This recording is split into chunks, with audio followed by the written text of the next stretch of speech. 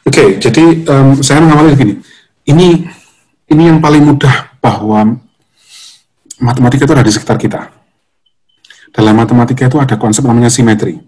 Dulu kita melihat simetri itu belajarnya paling itu dari SMP itu sudah ada kita belajar simetri.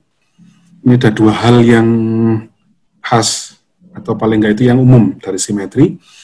Yang pertama dengan reflection symmetry atau pencerminan.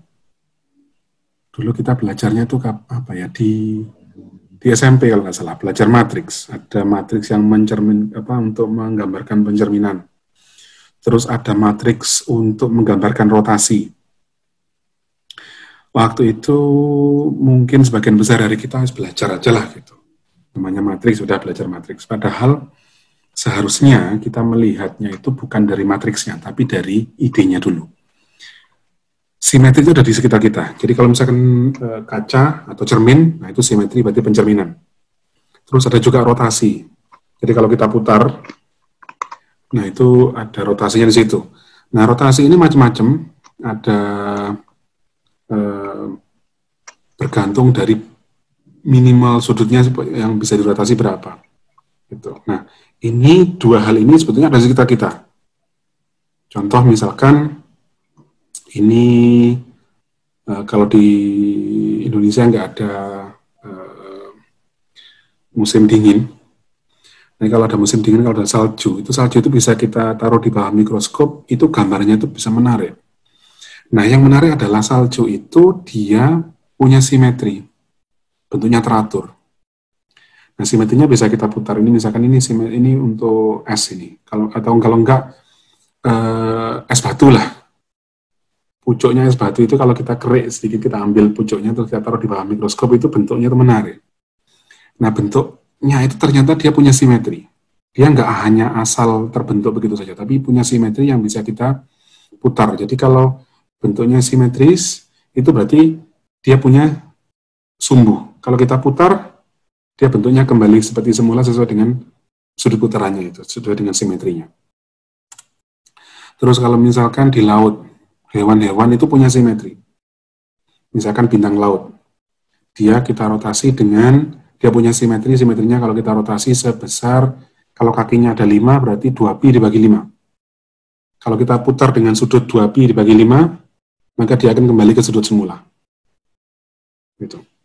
Nah, kalau misalkan ini yang anemon, yang kanan ini rotasinya malah lebih kecil lagi. Malah lebih banyak rotasinya. Terus jamur. Nah, kalau jamur ini rotasinya rotasi continuous, bisa dibilang begitu. Karena dia kan circle gitu kan. Nah, circle kita putar sedikit pun dia sudah kembali ke bentuk seperti semula. Jadi dia punya simetri. Simetrinya simetri yang continuous, hampir continuous lah. Itu. Terus tadi yang simetri, kita juga tubuh kita simetri. Walaupun nggak persis betul ya, kalau kita bagi dua tubuh kita, kanan dan kiri, itu ada kemiripan simetrinya. Gitu. Walaupun nggak persis sama. Terus ada juga misalkan yang disebut dengan spiral logaritma. Ini bentuknya itu kalau persamaannya itu, sama ekspresi fungsinya itu, R0 dikalikan E pangkat theta. Nah, theta-nya itu sudut. Itu kalau kita plot di bidang polar, nah ini maaf saya harus menggunakan istilah matematika. Saya tidak bisa menghindar kali ini. Kalau kita plot, dia bentuknya spiral ke dalam begitu. Ini dia di alam, cangkang itu juga membentuk spiral logaritma. Jadi pada intinya, segala sesuatu di sekitar kita itu teratur gitu. Mengikuti pola tertentu. Nah, sekarang tadi bentuk ya, simetri. Jadi simetri ini kalau di matematika, kalau kita belajar matematika lebih dalam, ini bisa dieksploitasi. Jadi